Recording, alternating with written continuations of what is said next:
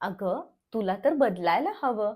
असं कितीतरी वेळेला तुम्हाला कोणी ना कोणी सांगितलं असेल. कधी-कधी मी सांगितलं असेल किंवा कधी तुम्हालाही वाटलं असेल, की आता बदलायची गरज आहे. पण मग हे मोठे आणि चांगले बदल घडवून आणण्यासाठी आपण काय केलं पाहिजे?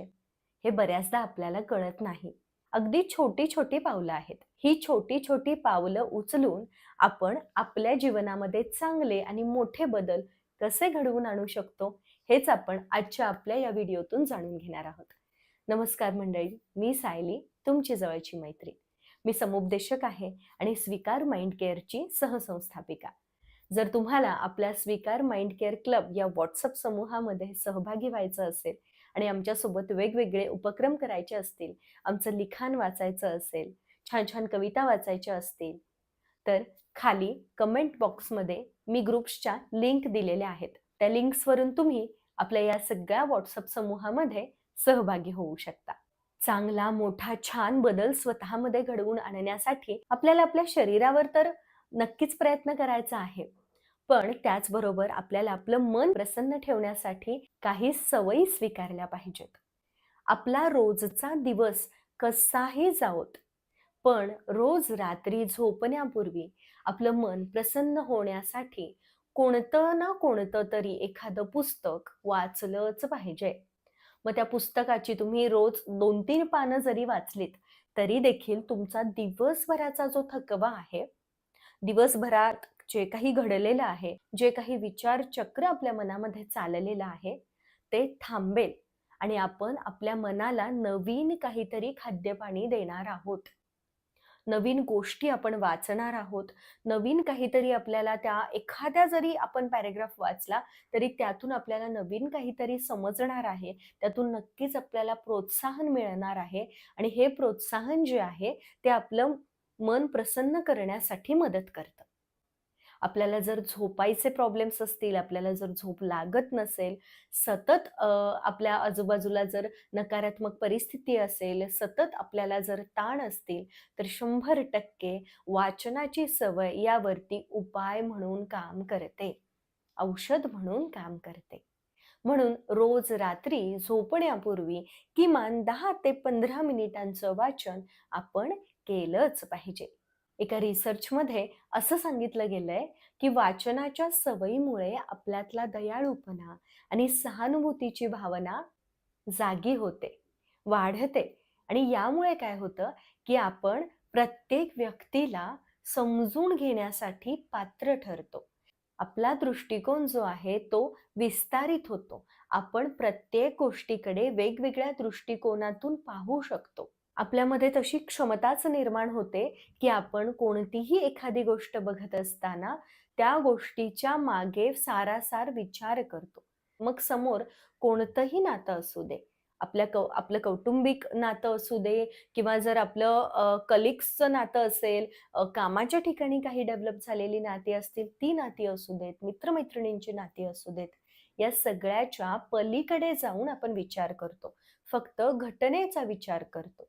आणि म्हणूनच जर आपल्याला आपल्या मनाला प्रसन्न ठेवायचं असेल, दिवसभरामधला जो काही ताण आहे, तो ताण नाहीसा करायचा असेल, आपला दृष्टिकोन विस्तारित करायचा असेल, तर आपण रोज रात्री झोपताना वाचन केलंच पाहिजे. त्यानंतरची सगळ्यात साधी, सोपी सवय, पण जी आपण अजिबातच करत नाही, ती म्हणजे शरीराला ताण देणं. आता ताण देणं म्हणजे काय तर स्ट्रेच करणं. वेळोवेळी शरीराला स्ट्रेच करणं खूप जास्त गरजेचं आहे. आपण बऱ्याचदा असं म्हणतो, की घरातलं काम करत असताना आमचा व्यायाम तर होतोच. पण तसं नाहीये. बऱ्याचदा बघा घरातली कामे करत असताना आपण समोर वागतो. पण कधी-कधी पाठीला मागे स्ट्रेच करणं सुद्धा खूप जास्त गरजेचं असतं किंवा एकाच ठिकाणी बसून आपण खूप काम करतो. त्यामुळे आपली मान अकडली जाऊ शकते आणि म्हणूनच मानेला स्ट्रेच करणं, मानेला ताण देणं गरजेचं आहे. कंबरेला ताण देणं गरजेचं आहे. बऱ्याचदा बघा आपण एका ठिकाणी एकदा बसून कामाला सुरुवात केली, की मग आपण संध्याकाळीच उठतो. मग आपल्याला कोणतंच भान राहत नाही. अभ्यासाला बसलो किंवा बऱ्याचदा वाचनाला बसलो तरी देखील आपण सगळ्याचा विसर पाडतो आणि फक्त आपल्या कामामध्ये लक्ष केंद्रित करतो. ही सवय अत्यंत उत्तम आहे, की आपण एकाग्र चित्ताने काम करतोय. पण जर आपलं शरीरच आपल्याला साथ देत नाही, तर मग त्या कामामध्ये आपलं भविष्यात लक्ष लागेल का? मग भविष्यामध्ये आपलं काम जर छान व्हावं, आपल्या शरीराने आपल्याला छान साथ द्यावी असं वाटत असेल, तर अधेमध्ये थोडंसं स्ट्रेचिंग करणं गरजेचं आहे. काम करता करता, बसल्या बसल्याच जरी आपण एवढं, इतकं आणि या बाजूला एकदा जरी स्ट्रेचिंग केलं, तरी देखील शरीर हलकं पडल्याचं आपल्याला जाणवेल.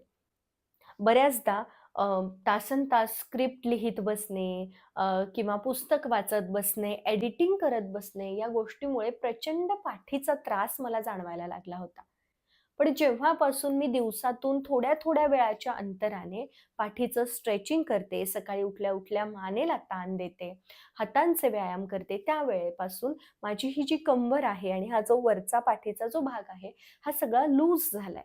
आणि यामुळे काय होतं, की अ, ते जे लक्ष आहे ना आपलं सतत त्या दुखण्याकडे नाही जात किंवा आपलं सगळं छान चालू असतं, पण कुठेतरी आपल्याला थोडासा त्रास होत असतो आणि मग कुठे ना कुठे आपलं लक्ष तिथे जातं. मग आपल्या कामामध्ये 100% आपण नाही देऊ शकत आणि म्हणूनच रोज सकाळी एक 15-20 मिनिटं, संध्याकाळी एक 15-20 मिनिटं आणि दिवसभरामध्ये ज्या वेळेला शक्य असेल त्या वेळेला अगदी एखाद्या मिनिटाचं जरी आपण स्ट्रेचिंग केलं, तरीही आपली एनर्जी लेव्हल तर वाढणारच आहे.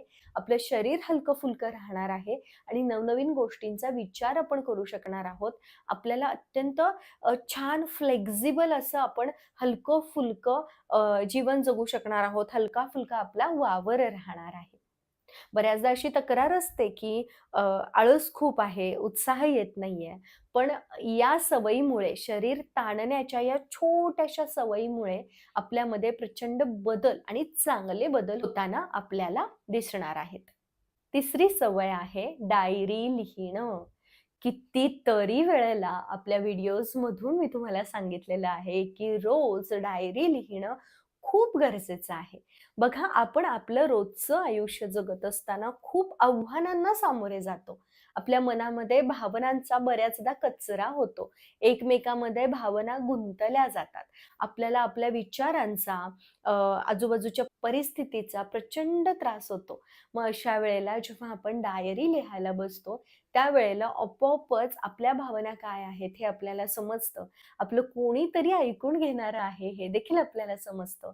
आपला वेळ छान जातो आणि आपल्याला आपल्या बऱ्याच प्रश्नांची उत्तरं मिळतात.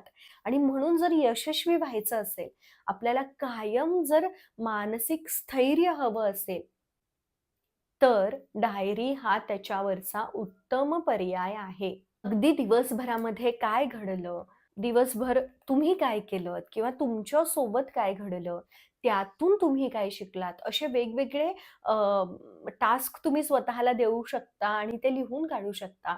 वेळच्या वेळी तुमची स्वप्न लिहिणं, अशा कोणत्या गोष्टी आहेत ज्या तुम्हाला प्रोत्साहन देतात, ते लिहिणं देखील फायदेशीर ठरतं.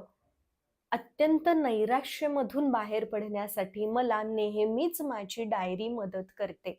बऱ्याचदा मी असं म्हणते, की माझ्या नैराश्यमधून बाहेर पडण्यासाठी लिखाणाने मला खूप मदत केलेली आहे.